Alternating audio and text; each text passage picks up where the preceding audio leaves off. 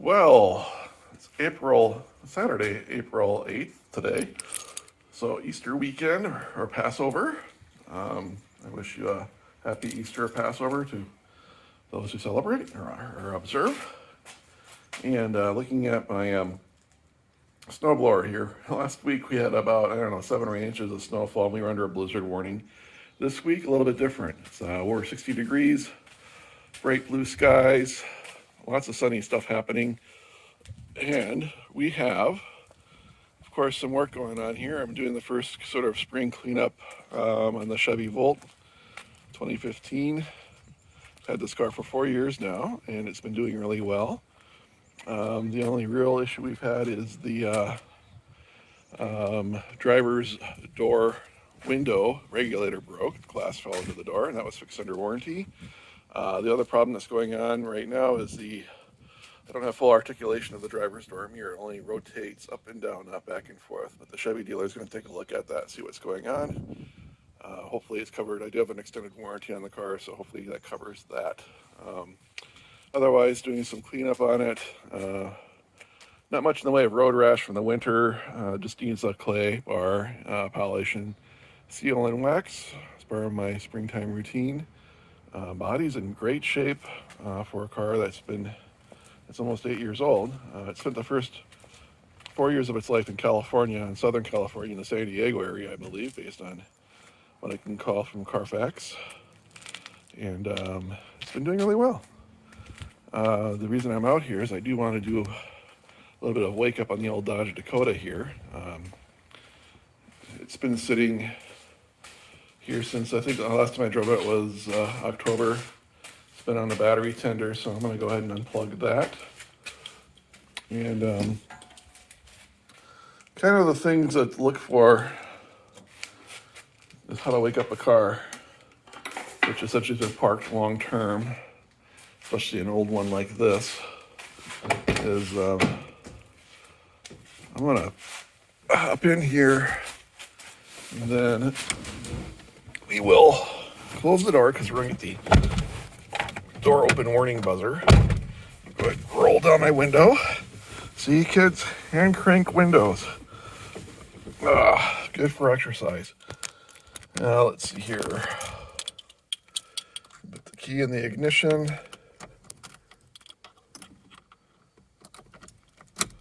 Like so.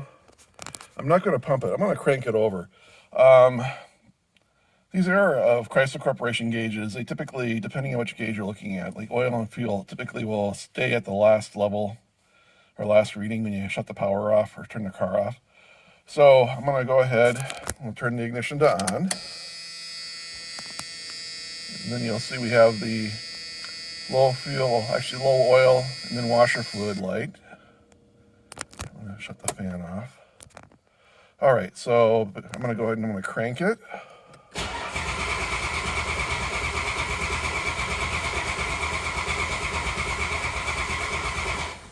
What I'm doing is I haven't set the choke yet, so it's not going to fire.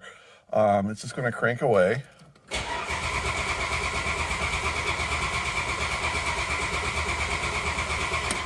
All right, so oil light is out, and that tells me that the oil is circulated from the pump throughout the system. A couple different ways to do it. This is the way that's easy, I guess, for me, versus trying to figure out how to access the oil pump and spin it. So one more time.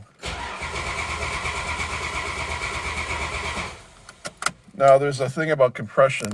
You hear the Highland Park Hummingbird in the background there. This is last year, the gear reduction starter on the old Mopar. I think in 1988, they converted over to what was, what they call a compact Denso style, which is, I think, still a popular variant on the newer cars. So this one has the old school gear reduction starter. The cranking's pretty even. I know on some YouTube channels I always talk about how you can quickly figure out what your compression's like if the starter kind of gallops or jumps. Doesn't sound like it in our case. I'm going to hit it one more time. And you can see that little oil light went up straight away. So let's go ahead now. I'm going to pump it. I set the choke, and we'll go ahead and we'll start it up. We'll see what happens. And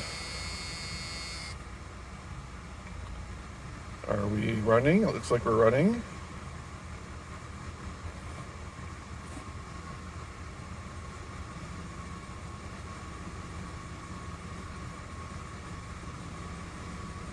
Okay, we've got charge.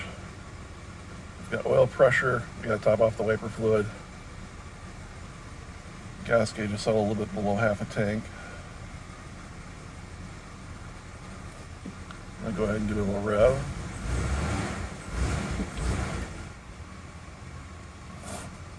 Okay. All right.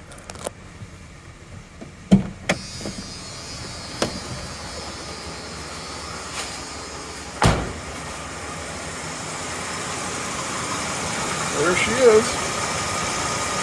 3.9 liters of awesomeness. And as they say in Vice Grip Garage, we can give her a little bit of the onions.